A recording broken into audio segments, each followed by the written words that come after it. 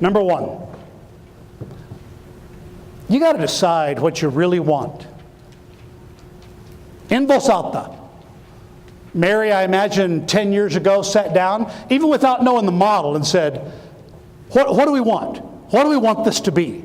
What do we want this to look like?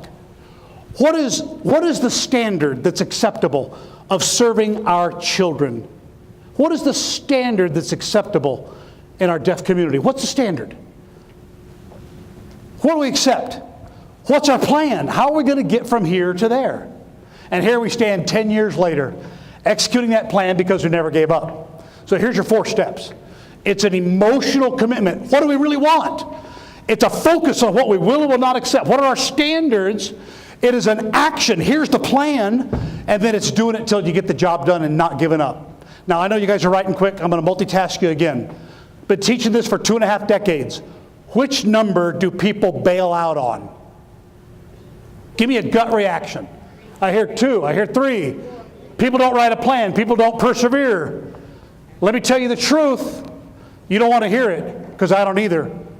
Number one, you got it right. Number 1, people don't sit down and say, what do I want in my organization? What do I want out of my marriage? What do I want out of my family? What do I want in my church? What do I want in my organization? What do I want in my youth group? They just accept what happens. Decide what you want. Decide what's acceptable. Work a plan and do it till you're done. There's your model. You know that these 4 statements can be found in Christianity? You know this. They can be found in Rabbinic Judaism. They can be found in Hinduism, Buddhism, Confucianism, Greek and Roman ethical teaching. Look them up yourself.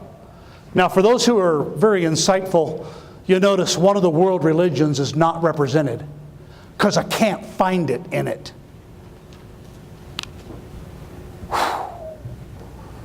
Onward.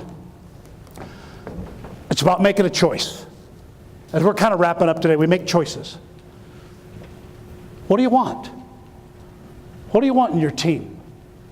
What do you want from your healthcare provider? What do you want in your relationships? And we choose this moment by moment, every moment of our life. What do you want in your marriage? What do you want in your kids? Moment by moment, nothing is more precious than to be able to decide. Here's your etymology. It's the decadere, to cut from. 28 years ago, I married my best friend. And it was her and her alone, nobody else. Because she said that that's the way it's going to be. And I made a decision.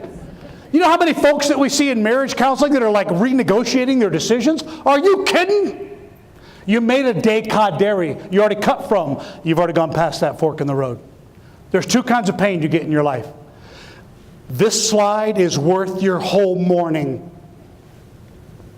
There's only 2 kinds of pain you get to choose in your life. I want you to hear that. There's only 2 kinds of pain you get to choose in your life. Pain of discipline.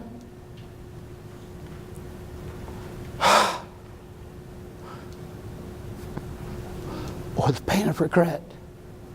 There are no exceptions. Pain of discipline or pain of regret. You think if you be more disciplined in your character ethos, you might not have to regret it later? Think if I could be more disciplined in my relationships and my pathos, that I might not have to regret it later? Think if I could be more disciplined in my competence, learning what I'm doing to serve this community of El Paso, I wouldn't have to regret it later? Discipline or regret, there are no exceptions. I'm trying in my life to choose discipline.